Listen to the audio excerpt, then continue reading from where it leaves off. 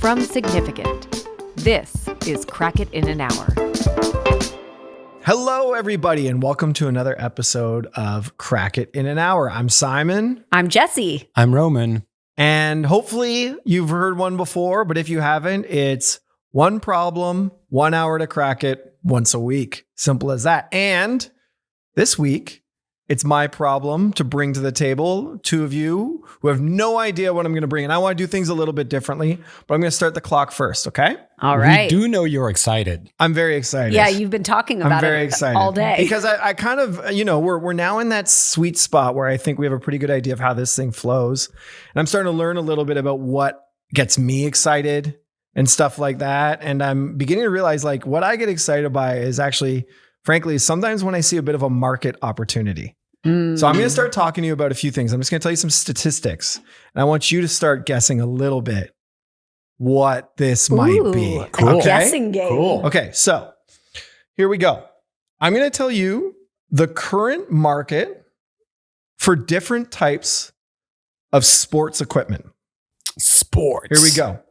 In America, the baseball equipment market is roughly 3.5 to 4.2 billion. That was an estimate. I just looked at a few spots, but you get the idea. Let's say 4 billion.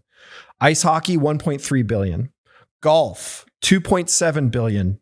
American football is actually surprisingly low, but it's because people don't actually buy it for themselves. Soccer equipment, up to 7 billion estimated. The thing I'm going to talk to you about has an equipment market of 8 billion right now. How much did you say golf was? Golf was 2.7 billion. I would have gone to golf immediately. Okay. The supplements alone for this market are a whole other market that are 15.5 billion. Oh my God. As of right now. 35% of men and 27% of women participate in this activity at least twice a week. Tell me that again. 35% of men and 27% of women participate in this activity at least twice a week. The women market is surging, apparently as much as up to 25% year over year growth. I know my guess. Me too. No. Here's Here's going to be my thing. Here is going to be my thing because this is the part I want to talk about and this is the thing I want to crack. The very top level of it, everything completely falls off. So think about how much that equipment market is. Think about all that. The top prize for the championship in this last year was $600,000. The total audience, in-person audience, was 30,000 people. It had very weak pay-per-view numbers. It couldn't even get on a regular channel. So it couldn't get on ESPN, couldn't get on NBC. Think about that compared to the Super Bowl, the NBA championships, the Stanley Cup championships. The website alone for this championship over the 3-month span that it was at its peak only had 100,000 visitors. What do you call a championship? Is it a tournament? Is it La Ligue? Or what is it? I was keeping it intentionally vague right now. But it's a 3 months long season? No, it's not a 3 month long season. The 3 months leading up to the biggest event in the calendar. Yeah. So, do you guys want to take a guess on what I'm talking about? Or do you want to let's take just one guess each. Yeah. You go first, Jesse. Well, my first thought was running. Running would have been good. Okay, not running. I would make the argument Olympics would be considered the marquee event in running. Okay. And we know, and we also know that the Diamond League, for example, gets a lot of viewership, a lot more than 100,000 pay-per-view people. It's a huge international event. I think it's bowling. It is not bowling. I'm joking. Twice a week, you guys. Bowling. The irony is honestly, bowling is on mainstream television. This didn't even make mainstream television. It was botchable. I actually don't know. I thought it was running too. So cornhole. It is not cornhole. I would have fucking lost it. We said one guess. I still need my guess, but I don't know what it is. So I'm just gonna. It's not poker. It's equipment. Twice a week, 35% and 27% of women twice a week. That's the thing that's like With a championship? Oh my God. I want to go for it. Go for it. No, go I for don't know. But I want to crack this part. Isn't this good? This Yeah, is it is so good. fun. Now, don't you see the market opportunity that I see? Why? Because the reason why is No, once until I know what it is, once no, I I don't. tell you the thing, once I tell you the thing, I'm telling you, you're going to go, oh God. 15 billion supplements, you said. 15 billion in supplements And 8 for in this equipment. pursuit alone. Okay. And supplement for is this it pursuit. Oh yeah, it's like- CrossFit. No. No, it's Oh, 35%. It's not possible. I was going to say weightlifting. Yeah, something in the gym. It's bodybuilding. Yeah. Woo, Yeah, okay. bodybuilding. Strength training is the preferred workout of millennials. 57% of millennials saying it's having massive growth Yeah, it does. with Yeah, women yeah. right now. 35% of men and 27% of women participate in strength training every week. The numbers around the market itself are absolutely huge. And yet no one is watching bodybuilding. It is not part of the mainstream conversation. Wow. There's a lot of things we can get into as to why. This is a very strange world, a world with a lot of controversy and a lot of different things. But how do we make bodybuilding a big thing? But I the don't world understand again? what we're solving. Sorry. People like our listeners are I'm getting so many people sick of me asking that question every time. But I you're want saying to- it's an I biggest want to- equipment, massive supplements. Yeah. But millennials are in it. The profession younger of people are in it. bodybuilding, we are going to grow and we are going to make relevant and interesting and big. Grow the So grow the viewership. profession. Grow the profession of And the sport viewership. of. Yes. So you want to have more people pursue it as a career. I want to have the biggest bodybuilders on par with the biggest sports celebrities in the rest of America. I want to have viewership increase for the bodybuilding championships. I want to make this a part of the sports, what would you call it? Fandom of America. Just like F1 became Exactly. out of nowhere, not really out of nowhere, but seemingly out of nowhere, became one of the biggest sports fandoms in the US. Yeah. How do you make bodybuilding? The viewership, Okay. the culture around Yes. it. Yeah. I'm in. Exactly. Okay. Let's get ripped. Guys, let's get jacked. Let's get yoked. Let's get ripped.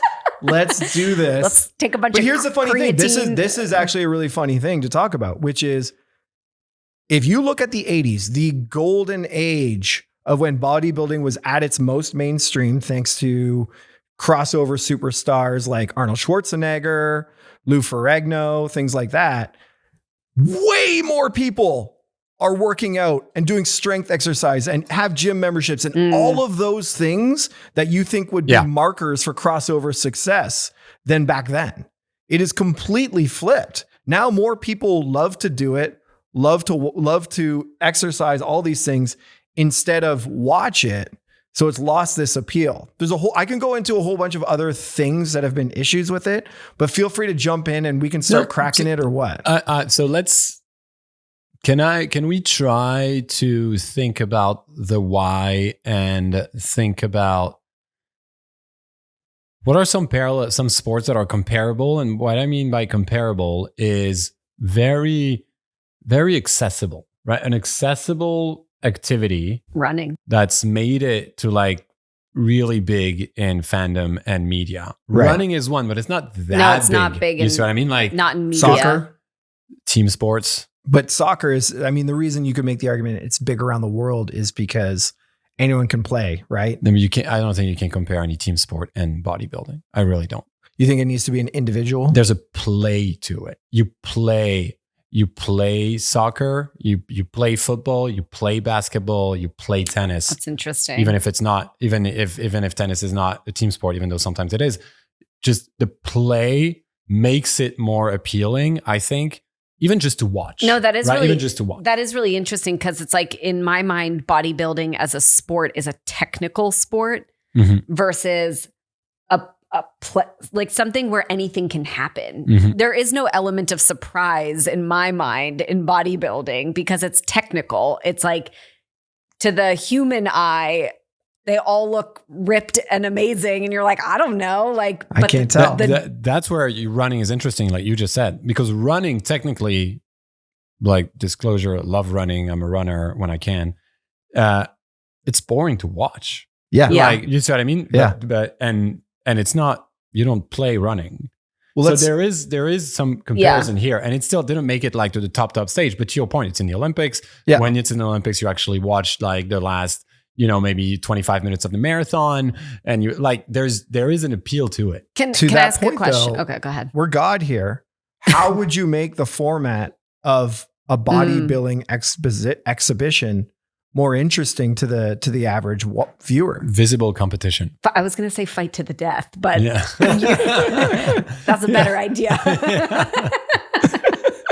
Yeah. Can I ask a question? Absolutely. When we say bodybuilding, we're talking about the get on stage, Yes. flex the muscles. Right now like, we are, yes. Not because I have We're not watched. doing like the strongest man. Okay, because I was No. thinking about when they pull like an 18-wheeler with their neck, No. and I do like watching that sometimes. Yeah. There you go. So why, And that why I would do make you? the argument No, is no, no. more popular Yeah. than bodybuilding. Wait. Why do you like to watch it? Because that's interesting. Because we're in the same space. Because it's somebody pulling an 18-wheeler with their neck. Like it feels like you're watching a feat of impossibility, and it feels like I truly don't know what's going to happen. It's the drama. There's drama. And I feel like, again, bodybuilding it's a technician It is. sport, and from a judgment, from like the viewership perspective. So adding drama could be something fairly easy to do.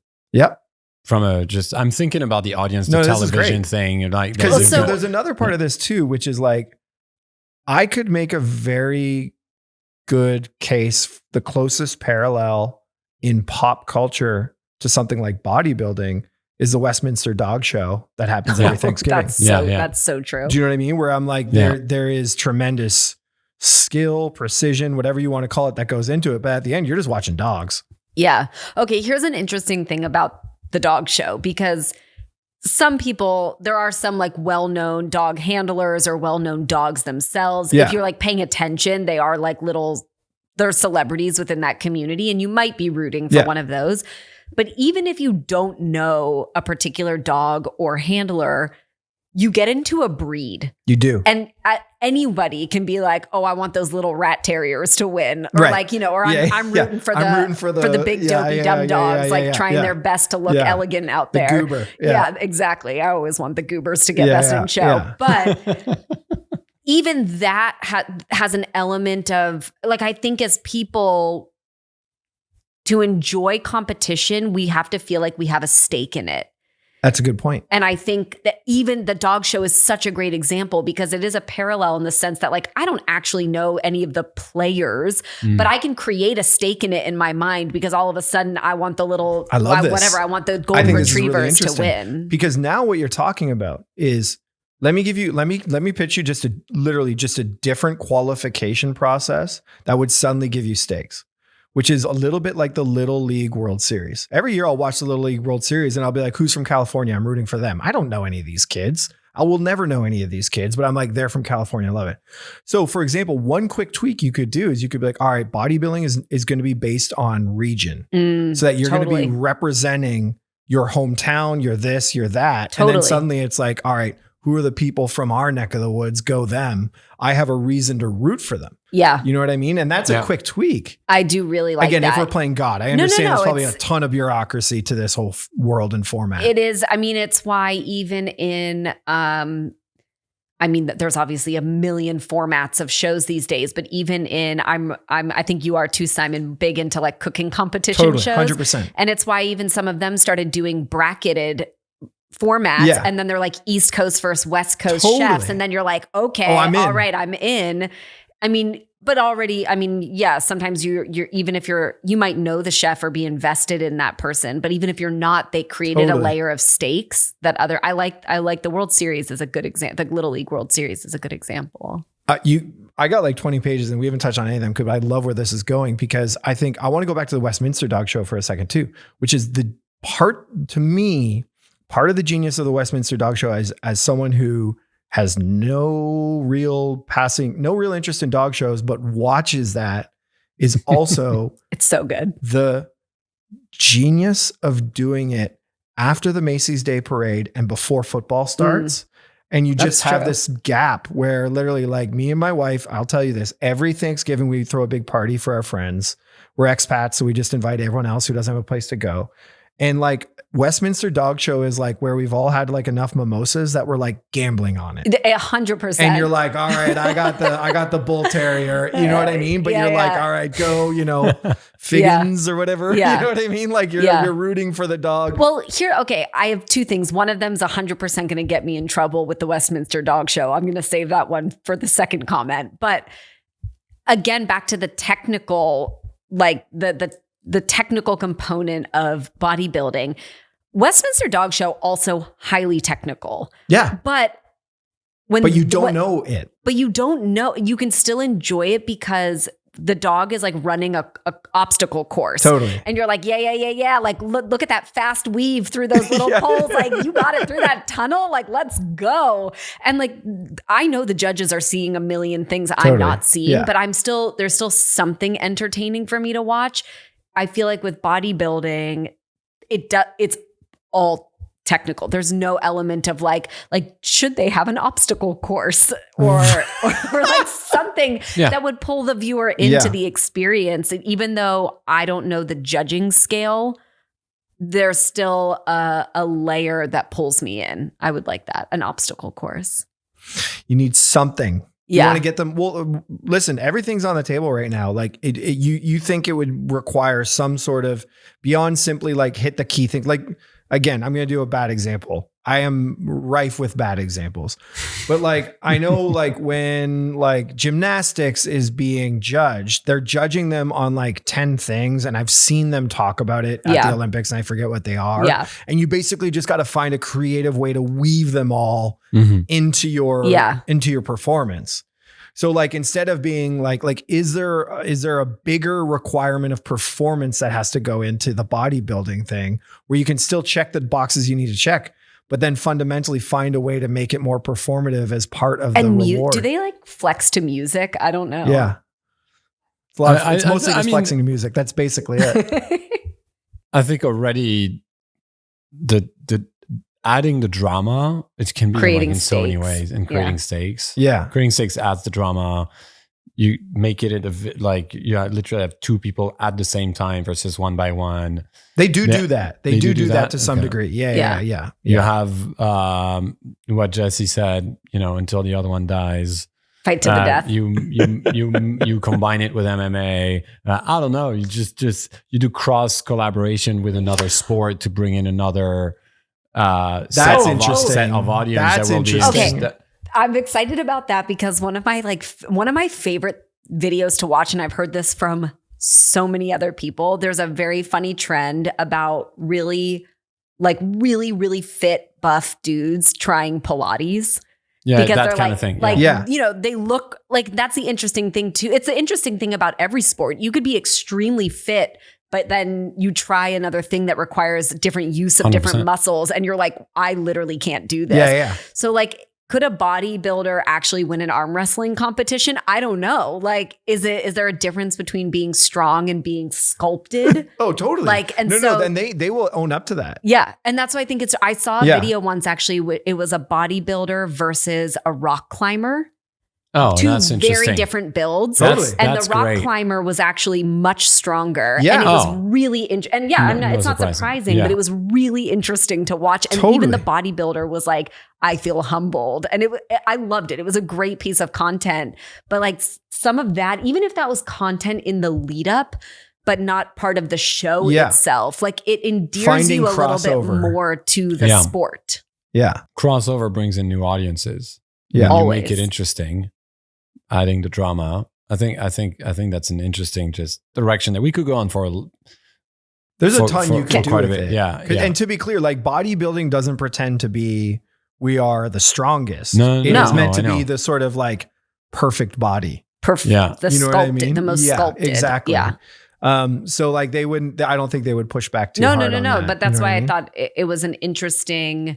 I certainly don't watch any bodybuilding content, but I think it came into my feed because of the rock climbing content. Right. Not that I watch a ton of that, but it was more of a crossover. But the intro was about strength training. They're two different things. They are. I used a little bit. I leveraged a little bit of the like fact that like people use weights for training for other things and stuff like that. Yeah. But at its core, that is fundamentally what you do when you're a bodybuilder. Exactly. The equipment of bodybuilding. Cool. You know so what we're I mean? talking about bodybuilding. Cool. Yeah. Because it is fascinating to me that no one is paying attention to this thing that everyone does at the top level. People will see, okay, I see how someone like Ronaldo used weights to still play at an elite level soccer, but like we know who the fastest person in the world is. It's the difference between sports and fitness. I think. Fitness is an activity that you do just to stay healthy. It's not, generally speaking, for most people. Yeah. Even like in the 27% of women and 35% of men, it's not a passion. It's not a passion for most people, right? Obviously, there's very passionate people about strength training, but as opposed to sports, it is very often a passion. When you're like into golf and even into running, into soccer, into baseball, very quickly it becomes a passion. So it's a very different. It's not that surprising. You see what I mean? Like that the professional side of fitness is not as developed. I agree. I'm not saying there's no space. I'm saying it's not a surprising thing. I don't think it's ever going to be, have the drama of a World Cup or anything like that. Like I'm not pretending to be like, oh man, I can't wait till we get to that level. But when I hear about how this is a thing everyone does, and at the top level, people do not have any. Like I did a little bit of research into it. Sorry, go ahead, Jesse. Well, I don't know. Someone said something that made me think of it, but this is like a classic playbook, but it often works. And I think it is interesting with bodybuilding is people don't realize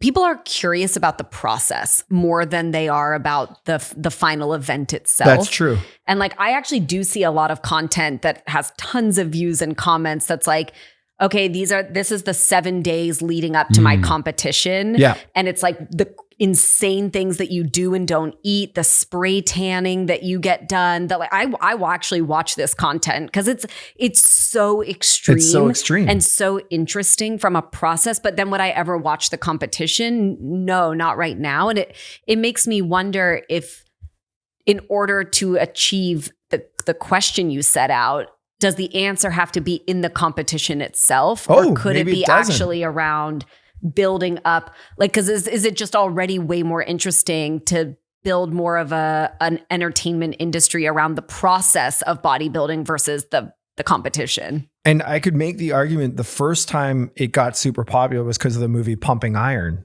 Do you know what I mean? It was literally someone did a documentary that had Schwarzenegger, Ferrigno, a few other people. And that was the thing that really set it off into sort of like mainstream culture. Yeah. So, for example, I did a little bit of research into the main players in bodybuilding right now. And the biggest one right now is a Canadian. Of course. Go Canada. Go Canada. By the name of Chris Bumstead. He goes by C-Bum. Guess how many followers he has on Instagram? 2.2 million. I was going to say 1.1 million. 25.6 million. Oh my God. So he is in one world. The whole of Canada is following him. The whole of Canada basically listens or watches or pays attention to this guy. But if you look at his level of celebrity, it doesn't match his following. And I know that's a weird thing to say because obviously it clearly does because his metrics are there and things like that. But it's sort of similar to, I remember I was reading an article a little while back, which was that baseball has a star problem. Baseball has a star problem where like, I know what Shohei Ohtani looks like in LA. I know what Aaron Judge looks like because I follow baseball. If Aaron Judge walked down the street in a lot of places, he wouldn't get bombarded the way LeBron James would or other stars. Have you ever seen the video of that? I feel like I'm always like, that video on the internet, but that's important. Sorry. Yeah. but there's a little kid on Halloween dressed up like a baseball player. I'm not going to remember which one it is. And the actual baseball player happened to be trick-or-treating in that neighborhood and walked up to the kid, and the kid had no idea who he was. Really? And See, there you go. Like literally dressed in his uniform. And it's such an interesting conundrum. Like it's like you don't just need to be great at what you do. It's almost not enough to be great at what you do. You need to be loud about it. And I use loud. Loud's probably not the right word, but you need to be interesting in some sort of way beyond that, I think. You have to, okay, I'm going to say something maybe controversial. You have to have, I don't know that you have to be loud as much as you have to have a personality. Right. And I feel like my exposure to bodybuilding is so serious. Yes. Like I have never, I'm not saying that they entirely lack personality. That would be rude of me. And I don't know any of these people personally. But when your bodybuilding requires so much discipline and, removing, you're not going out, you're not, I'm not saying these are the things that give a person a personality, but like when you're that disciplined and you're taking it very seriously and it's your whole life, like I don't see personality shining through in any of the, and that's going to get me in trouble. No. I think I can bring you a similar one, which is like, and it's similar to the baseball thing. Hockey has a big problem with this. Yeah. Whereas like a lot of like the big stars in hockey, like literally every interview is like, oh, I got to thank my teammates, 60 minutes, everyone put in a hard effort, big win, really like it's like the most generic. Do you remember what you said about sports speeches? Sports speeches, yeah. I would. We talked about it recently because I'm a tennis nerd and I love everything about tennis. And I think at the top of the things I would change is the speeches at the end. But just say something. Yeah. Say something different. Just say something different. Congrats to my opponent first. Like totally. You deserve to be where you are. Yeah. Like I really appreciate your hard work and your team behind the scenes is always the best. Congrats to like the referee and the ball kids. Like you've been amazing.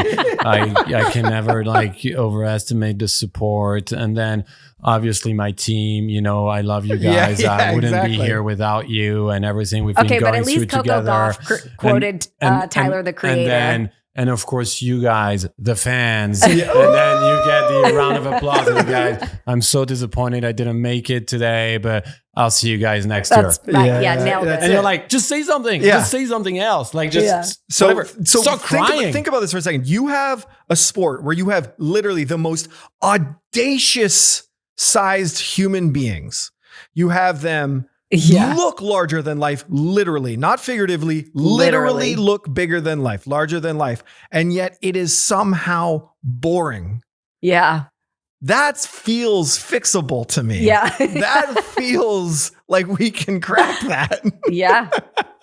I totally agree. But so we talked about the media thing, like the drama and everything, and then you went another direction, which was interesting about like the behind the scenes a little bit, like the process being more interesting than the performance. Yeah, that's a good line. Is there anything to it? I mean, I think it still comes down to content at the end of the day, but what I'm trying to think about is how outside of content, how you build the industry around the process versus the final performance. Because what's interesting to me, like here, let me give you the opposite example. There are many sports. Let's use baseball again. I hear a lot of people say, yeah, I basically don't watch until the World Series. Right. So it's like the only time it gets interesting is when you're actually getting to the finale, to the game, the big game. Yeah. What if it was the opposite? In something like bodybuilding, where the stage part doesn't matter, the championship doesn't really matter, but the whole industry is built around the process, the setbacks, and I don't know what that is besides a content entertainment play. That's where I don't know where to take it beyond that. It's interesting because at face value, process is more for the nerds. Like, you see what I mean? Like, you're going to watch the NBA finals, but only the fans of that team are going to watch the documentary of them, leading up to it. But you have the opposite with F1. You have the opposite with F1, exactly. That's where I was going. So, but F1, I'm trying hard not to talk about F1. I know. Me too. Because it's just too easy of an out. Make a documentary about it. And F1 it's a different sport. Literally, they could die every single second. Yeah, the stakes are already high. Yes. Yeah. So I don't think you can compare it. And there's so much in it. The engineering, it's a little different. So I would encourage ourselves not to talk about F1 yet. But so would the process be interesting enough if you're not a nerd, right? Are you interested in how many grams of protein they put in their breakfast if you're not a nerd? I think that's the weird thing about TikTok in particular right now is the number. Like, I'll give you a bit of language that I often see on TikTok, which is like, insert any video here of somebody going really deep on something. And the comments will all be like, do I even own a dog? But did I watch this entire video? Absolutely. Like, let's say you're watching a dog training video of a dog trainer who's really interesting and has a big personality. And all the comments are like, I don't even own a dog, but I watched this entire video. And that happens across many pieces of content. So I do think we're seeing a little bit of a shift where it's actually not the super nerds or super fans being into something. It's that we are, and we can talk about whether this is a good or bad thing for society, but that we're like we're trying to get new experiences through watching content rather than actually having experiences. Yeah. So I think that's why people enjoy, and when it's something, I think why I see people enjoying the bodybuilding process content is because it feels so extreme to most of our lives that you're like, wow, I could never. But this is so fascinating to watch. So with that in mind, would you watch content that showed like this 30-day transformation of a bodybuilder from like where they start 30 days out from a competition to where they end up as sort of an interesting, transition? Yeah, but thing? I probably wouldn't watch the competition or I just saw a video a couple days ago where it was actually two bodybuilders prepping for, it was like the 72 hours before their competition, and they got their spray tans, and they were talking about I actually think they had some the burger from Buffalo Wild Wings, which I thought was very interesting. And then they were like, oh, we're going to our coach's room to practice our poses. And then then the video was over, and I'm like, I want to know what practicing poses looks like. Okay, so what we've been circling around, I think, a lot in this conversation is the actual show is kind of dull. Yeah. Right? Like we have no interest in actually, like you literally said, like, I love everything except for the thing they're training for. Yeah. That's basically what you said. Yeah. How would you make this show? We've already talked about qualifiers that are regional and things like that to give people a vested rooting interest in it. What else could you do to this show? Let me throw out two bad examples. One is you do this on par with the level of like you do it at the Sphere in Vegas, and you make it a fully interactive, coordinated show with the world's best set designers, world's best light show people. Everyone has their own personalized sort of thing, and it becomes sort of a spectacle of human achievement. Another one is you do some sort of partnership where it's going to be like, all right, the competition this year is we're going to partner with Marvel, and it's going to be who makes the best Thor. Ooh. And then you start doing sort of like content I like that. That's based on things that people have existing interest in. You know what I mean? And then it's like, all right, we're going to do Thor and Hulk this year. Next year, we're going to do Captain America. Everyone train your body. Wonder Woman. And you got to complete Wonder Woman. We haven't even talked about the female thing of this. Actually have a separate section about, because it's a whole other conversation. But yeah, Wonder Woman and all of those sort of things. And then do you make it like you need to literally become a superhero in a year? I love that idea. Cool. I would get into, if we were searching. Okay, I saw an interesting video. Well, we should make it a drinking game. I would love that. The Sports Illustrated swimsuit runway show was like a week or two ago in Miami. Right. And it was really an interesting like lineup of women walking that show from like a lot of professional athletes, Olympians. Like it was honestly amazing. And Ilona Maher, my girl, my favorite, she walked in the show, and I saw all these people saying, now that's what Wonder Woman is supposed to look like. Right. And I'm like, how awesome and inspiring. I mean, she's amazing and inspiring on so many levels, but every Wonder Woman show, movie does not cast a woman that is actually what Wonder Woman is supposed to look like. And I love putting that in the context of the competition. And I think I think it would be really cool. So thank you. I'm very smart. I'm glad you like good job, Simon. You can have a drink too. Thank you. You're also segueing into the female bodybuilding, which has been, it's really interesting. It's very rife with controversy. And it's a whole other opportunity if seen in the right light as well. Yeah. Because I think, I'll give you a few examples of some things that people traditionally the problem has just been, I mean, no surprise, traditional perspectives on what female beauty is meant to be. And then what's the role of strength in that, when all the people deciding what the winners and losers are predominantly male. How does that inform and kind of create a certain vision for what the ideal female body is meant to be? It's like a whole world that like, I read the tip of the iceberg and I was like, oh, right. This is like, they've had a problem with this in more ways than one for a while now.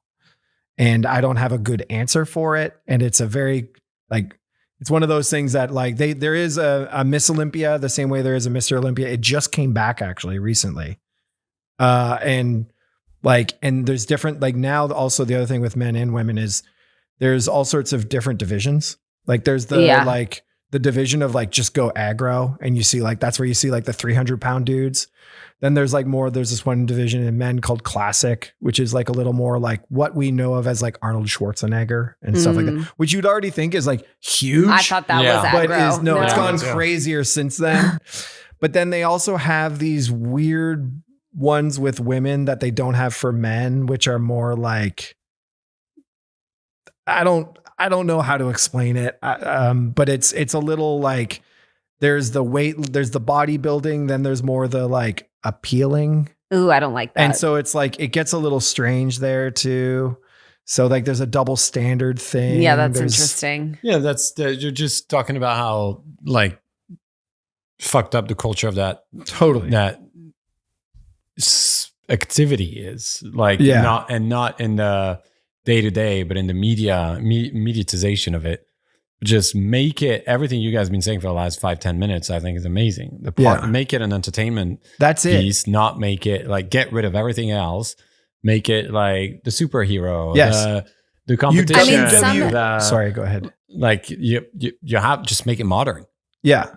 I also think sometimes the best way to build a fandom is to be specific.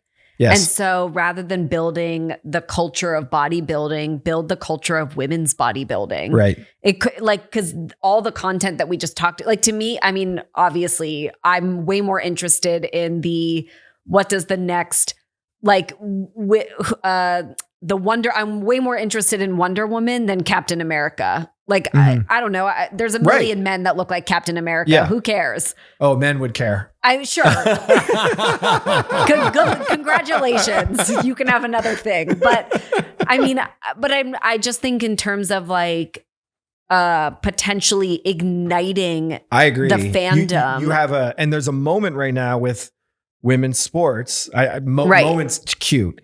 It's completely changed. That's a move. It's completely changing right now, right? So it does feel like an opportunity for that too. Yeah. I get excited. And by the way, I will assume, because you said it a little bit, but this is probably a very classic story of a lot of women entering a very male dominated, very potentially male toxic environment. So I would personally be quite interested in content that was just specific about unique struggles and hurdles that women have had to go through to enter this sport. Again, I'm almost more interested in all of the periphery around this sport than I am in the final competition itself. And that's why I keep going back to like here's one parallel I'll give you an example of, which is people have tried to make traditional Greco-Roman wrestling, like professional leagues. They've tried doing it. It just doesn't work. It's never worked. They had one backed by Hulk Hogan, didn't work. They still do things like it doesn't work. WWE shows up, multi-billion-dollar juggernaut that basically gobbled up a pre-existing giant market of this sort of like entertainment meets wrestling entity, right?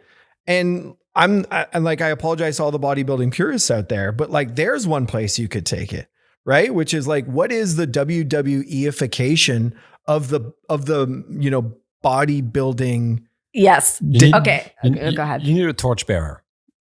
Like the reason Jesse, I'm going to make a guess. The reason you've ever watched like 5 minutes of women's rugby because you fell in love with Lamar. Yeah. So you need a torchbearer. You need someone that does what you were talking about, Jesse. That is like, maybe you're going to represent a movement. Maybe he's going to be anti stereotypes, anti bodybuilding, macho culture, if that exists, anti something. Yes. And that's going to be fighting champion. that fight. Yeah. You need that champion. Yeah. If you want to get somewhere, I think. I agree. And that champion probably exists out there. I know nothing about that culture and that sport. So, if C-Bum has 25 million, there's probably an interesting version of C-Bum. If it's not him, maybe there's a woman version of C-Bum that has a very good story and a good personality that could be the champion. So the women's, it's interesting because I looked into the biggest women in the sport right now and in the past, and it is like black and white. Like the followers completely fall off. Everything like the current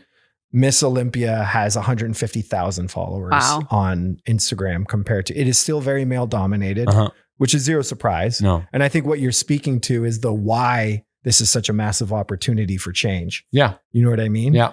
I do like the idea though of the WWE. Like I had this thought earlier.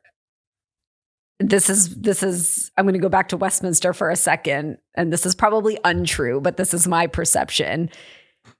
To me, like the dog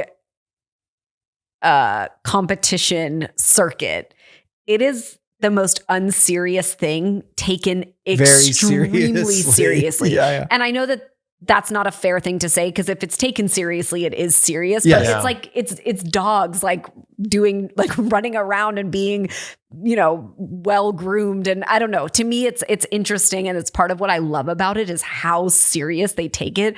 But sometimes when you're watching it, you're like, these are just dogs, and they're so silly. And could the opposite be true, which is that is bodybuilding like the most serious thing taken completely unseriously? What you're talking about there. Sorry, go ahead, Ron. It's a little subjective, I think, what you're saying. Sure.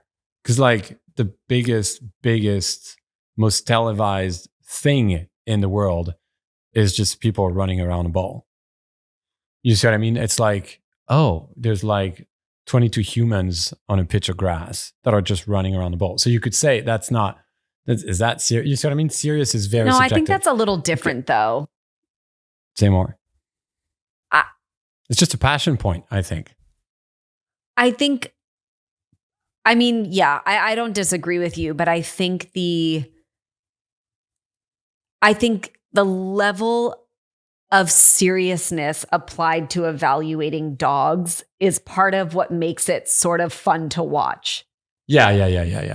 And I'm like, a sport that is one of the most technical sports, if you applied a level of unseriousness to the commentary, to the spectacle around it, does it make the seriousness of the sport itself more enjoyable to watch? So the inverse of Westminster. I think, let me like just dumb it down real quick in my version, which is like, if you see a jack dude with a sense of humor, it disarms them in a great way where you're suddenly like, oh, I like you. Whereas if he's like, I lifted a truck and then tonight I'm going to sleep 18 hours and I'm going to eat an entire cow. You're like, well, that sucks. Yeah. You know what I mean? Like, I think there's something in, if you could find if there was a way to make these people seem more approachable by being a little less serious or something like that, I think there would be immense kind of like entertainment and appeal to that. There's approachability and there's self-deprecation, and there's two different things. I agree. And you guys were going into self-deprecation, right? Name one sport or activity outside of, and that's not a sport, but it's an activity outside of like comedy where there's self-deprecation. You see what I mean? But I wasn't talking about self-deprecation. When I start thinking about stuff like, I'm more thinking about it from the type of human, which is like, I think part of the appeal of people like John Cena, The Rock, even Arnold Schwarzenegger. Approachability. For sure. It might not be self-deprecation, but it's this ability to be for like, sure. Oh, I actually feel like I could have a conversation with this Hulk. Oh, yeah. You know what I mean? I'm thinking that's more back to about the personality thing. Which I agree with, but I'm thinking more about like, okay, do you know what the Ocho is? I don't think so. It's like you explain it, Simon. Well, like, no, please, you go. You're gonna know I about think we talked about it in work context in the last couple of years, but I'm going to need a reminder. And maybe I'm going to get this wrong, but it's basically like ESPN took a bunch of sports like cornhole and made a like very serious. They treat it like it's a real sport. They treat it like it's like, I watch the cornhole championship every year on the Ocho, and I don't know why. My son watches wiffle ball. But yeah, it's insane. What? Wiffle ball. Wiffle ball. I don't even know what that is. Yeah. Yeah.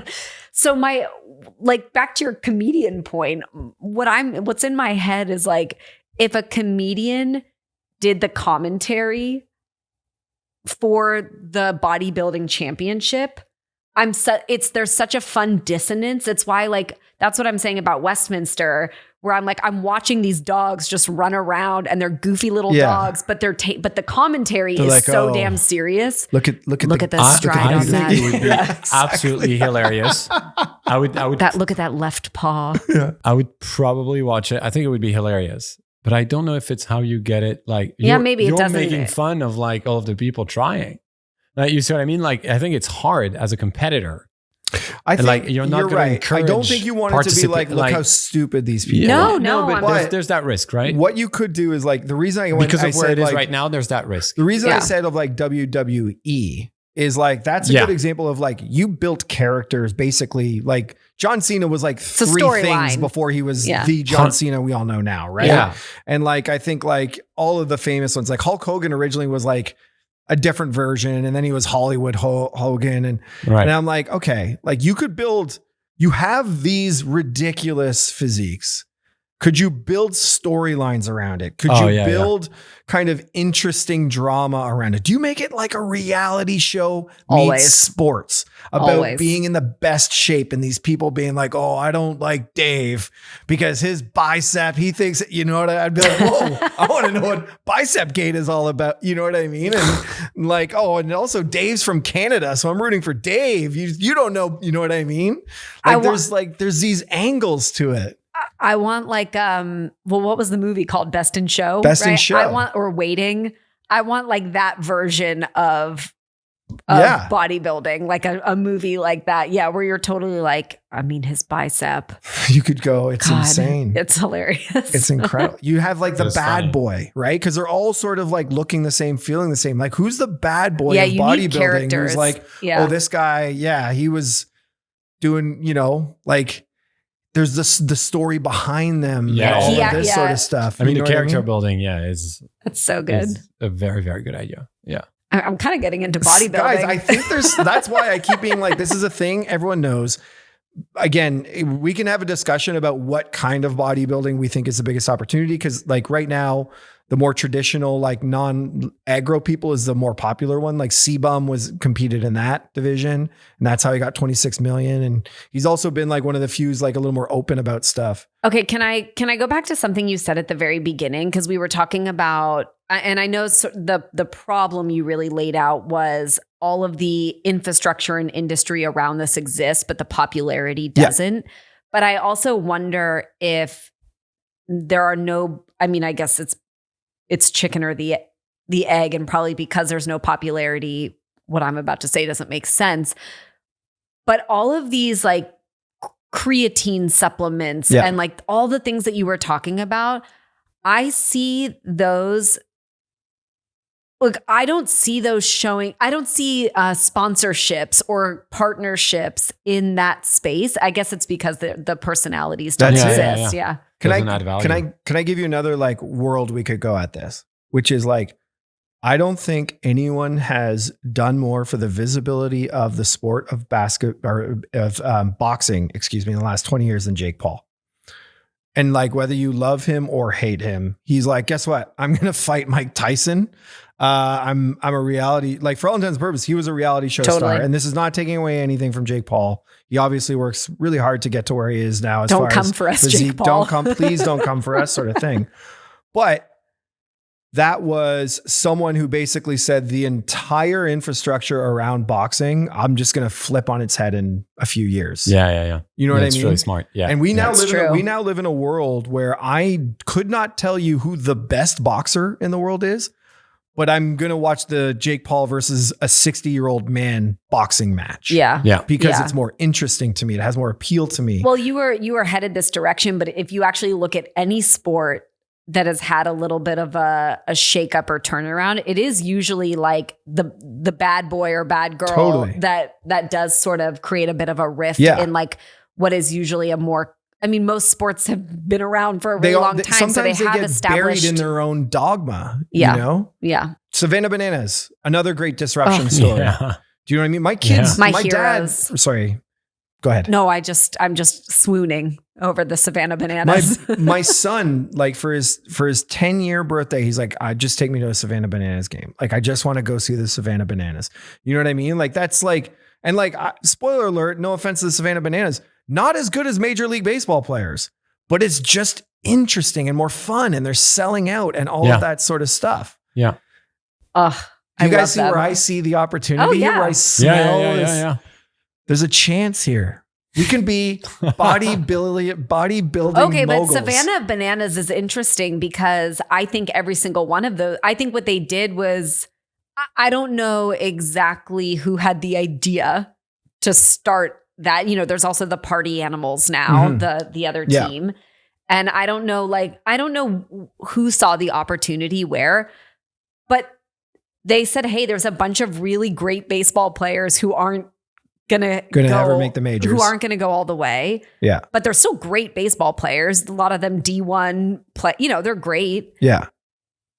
But what if we made baseball the secondary thing to this other thing, which is the dancing and the content and like making people just fall in love with these guys? And so does the same type of thing exist for bodybuilding? I think it does. Where like you don't, and I still don't know what it looks like because there isn't, back to what you said at the beginning, Roman, there's no play like inherently baked into what exists today. So it's really hard to imagine how you could even create the Savannah Bananas version of bodybuilding. But I like the idea.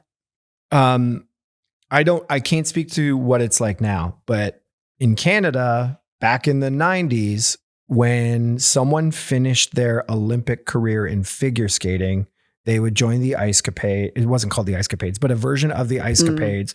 And they would basically tour around Canada at all the biggest hockey arenas, selling out tickets, and they'd just do performances for the people who showed up. And it was essentially like, you know, like an hour-long performance by all the top Canadian figure skaters doing all the things.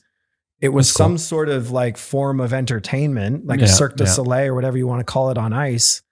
And they made tons of money, and that was their career for the next 5 or 6 years. You know what I mean? Like Elvis Stoikos and all those people that I'm sure you guys don't know, but like name dropping, literally like, and it's like, it to me is another parallel of the Savannah Bananas and the WWE, which is like, we're going to create events. And we're going to create, and I think now the modern form of it is we're going to create narrative around these events. And then we're going to make these like wildly participatory. Go ahead. No, you just made me think of another thing because there are so many sporting events now where people actually watch the entire thing through 30, 60-second clips. Totally. And I don't even just mean, oh, you just watched one clip instead of the whole thing. I mean, people are watching entire movies on TikTok, but they're watching the whole movie in a series of 1 minute clips. Totally. And so when I think about like Savannah Bananas, you can watch basically an entire game across clips. So I wonder if even turning like the viewership we talked about at the beginning of the championship, maybe the whole thing needs to be turned into short form content. Could be. And it's still the full show, but it's created in short form. Yeah. To create more viewership. I think it's starting from so far from a media standpoint. I think you got to penetrate other subcultures. I think you have to do all the other stuff we're talking about. Like, Marvel is one. Yeah. But like Savannah and Banana to me is not a good example. Because there's too much interest in baseball already? Exactly. Gotcha. It's massive. You're just capturing a subset of that audience that already exists and is passionate about baseball. That's what I'm reacting to. Mm-hmm. I think, how do you get a champion famous enough that people want to have a class with them on Peloton? Like how do you leverage other media platforms and presence to just hijack that in a way? You see what I mean? I totally see what you mean. Taking a class on Peloton with a bodybuilder is a cool idea though. What if you made a Dancing with the Stars? Would you do it? It's a quick question. Would you do it? I think if I saw the Wonder Woman, let's say they did the like, this is now the Wonder Woman championship of the world, and which I would probably get sucked into, and then whoever won that did the class, absolutely, I would take it. Yeah, 100%. The reason I'm asking is, I think most people wouldn't, because it's really not approachable. You see what I mean? It's like you're taking a strength training class with someone who's like, oh yeah, but like.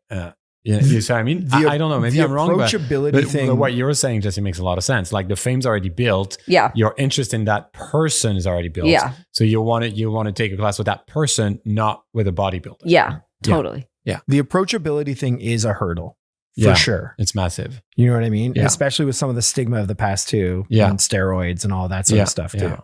But it is, if you can get over that and you can figure out the things that like you made me think of like, if you did. Let's pretend we did Dancing with the Stars, but it was getting jacked with the stars, and you took a celebrity, Wait, so good. and a bodybuilder, and it was literally like, this bodybuilder is picking out his celebrity that he's going to get yoked, and it's going to be like, you're going to get to know this bodybuilder through them getting this stars jacked. That's so good. And then like week 1 is going to be like biceps. Listen, week 2 is going to be like thighs. Call the networks. Yeah, this is so good. Get them on the phone. Yeah. I'm sold. That is hilarious. That's so good. I mean, the beauty of Dancing with the Stars is truly the casting. Because some of them are pretty good, but most of them you're like, ooh, that's tough. You've got 2 left feet and like you're, 6'8" and like trying to maneuver on the dance floor. And now just take that and put it into bodybuilding is so fun. It would be awesome. Yeah. Get jacked with the stars. Get jacked with the stars, where you see these super giant men and women doing amazing feats and getting other people jacked as well. That's gorgeous. I'm in. Okay, we got 3 minutes left. Actually left. We got 2.5 minutes left.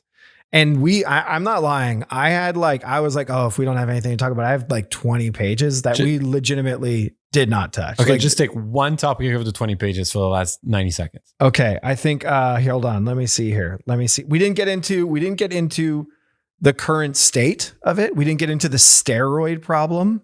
We didn't touch the steroid problem, which I thought was going to absolutely surface at all. Very much surface. We didn't get into the fact that this is probably the only sport that people participate in, but actually have no interest in kind of the end result of. We didn't get into, oh man, I have so many good quotes in here, but I'm going through them too quick. We didn't really get into many of the big characters and celebrities and what got it to this place. We didn't get into the history of it. We didn't get into all sorts of stuff. So lots of facts that could have helped just kind of carry this over. Yeah. So basically, we had a lot of ideas, but we don't know shit. You're saying. We went straight into like entertainment. We went straight into entertainment. Straight into entertainment. We didn't get much into the actual sport of it. I looked into all the different categories and all this sort of stuff, but we didn't end up meeting it. Yeah.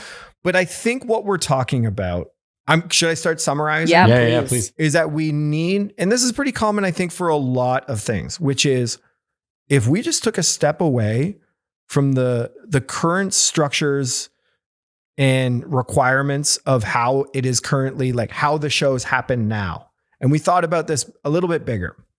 There's a massive opportunity to turn this into more of an entertainment franchise than a cold, classic, traditional feat of who has the best body.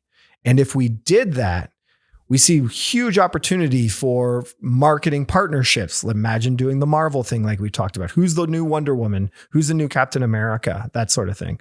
You could do Getting Jacked with the Stars, where suddenly you start to introduce some of these people through the borrowed interest of celebrity. You could do the WWE-ification of it, where suddenly you can start creating narratives around these people, building, if they aren't interesting enough on their own, build characters, make them feel like something that they're not. Going a step further, we talked about, what about just like a very early idea that I still think is cool, regional qualification. Totally. Suddenly you have a rooting interest in finding these people. We talked a lot about the Westminster Dog Show, and I did not have that on my fact sheet, but I think that was like a great conversation around a parallel that is sort of hiding in plain sight, which is, well, there it is. Which is, how do you create an event around something that people typically don't follow year round? Yeah. That gets a lot of people's interest. And I think there's a lot of interesting places we could go there. And then all of this would inevitably lead to the things that you started getting into, Jesse, which is like supplements and all of these things. And these people are sponsored by supplement companies and stuff like that. It's just not mainstream. Yeah. You know what I mean? Like, sense. I'm not taking a supplement because Mr. Olympia takes that supplement. Yeah. Quite the opposite. You might be right. Yeah. Exactly. And that's a stigma we didn't really touch on right now. Yeah. Like the whole steroid thing, all of that stuff. I could go on. You could tell, as you could tell. Is there anything else you wanted to say before I ask the big question? No. Okay. Jesse, I'll start with you. Did we crack it? No, we can't keep starting with me because okay, Roman, did we crack it? I feel like I always give the same answer. I don't know that we did, because we only scratched the surface, but I think, we talk a lot about how some traditional brands in certain categories could use a sports marketing playbook. And I think this is an example of how sports entities could use an entertainment playbook. Exactly. And so that is, I think, a good way in that could go pretty deep in terms of finding interesting ways to resurface it. So a no, but on the right paths would be my answer. Jesse. I mean, obviously, I always think that we cracked it, but I think that we cracked. In my mind, I think we cracked almost the most important problem, which is the stakes and the drama. Yeah. If what we're trying to do is build like the viewership and the popularity around it, I think. Did we figure out where's the best place to start in terms of how to then build the stakes in the drama? I think we had a lot of ideas, but I don't know if we had the best one yet. Yeah. I'm going to say we cracked it for the reasons that you two both said, which is like, I think the biggest problem to solve was you got to stop thinking about this the way you've been thinking about it. Yeah. Because the sum right now, the sum of the parts don't even match each of those individual parts added together. Yeah. And what we're looking for is a multiple. And that multiple exists if you start thinking about it more like an entertainment franchise. Yeah. You literally have the most insane bodies in the world. You have a thing that people have, at least, like, you know what I mean? Like, part of the reason I don't like so many sports and so many other things is I have no frame of reference for it. Everyone has lifted a weight. Everyone knows what's required to do that, which makes it inherently a little bit more relatable. We just need to find a way to make it incredibly entertaining, and walking away from the sports playbook is going to be how you do that. So I'm going to say, we're off to something really exciting. All right. I love this one. I like when I'm not the only one who thinks that we cracked it. That was fun. I love this one just because, again, I was like, when I was getting into it, I was like, oh man, there's a lot here. I think we should start our own content series called Significant Gets Jacked. We should call some of these people up, see if we can get them. This is getting jacked with Significant, I guess, isn't as interesting as getting jacked with the stars. Yeah, the stars is a little better. The stars is better. Okay, well, listen, I hope you enjoy the show. Thank you for listening, and we'll see you next time on another episode of Crack It in an Hour. Goodbye. Goodbye. Bye-bye. Thank you for listening to another episode of Crack It in an Hour. If you like the show, please don't forget to rate, review, and subscribe wherever you listen. If you have questions, thoughts, or feedback, shoot us an email at hello@crackitpodcast.com or on Instagram @crackitpodcast. Music done by Michael Anastasi, cover art shot by Mick Mint, and all things audio and video taken care of by Nathan Nash. See you next time.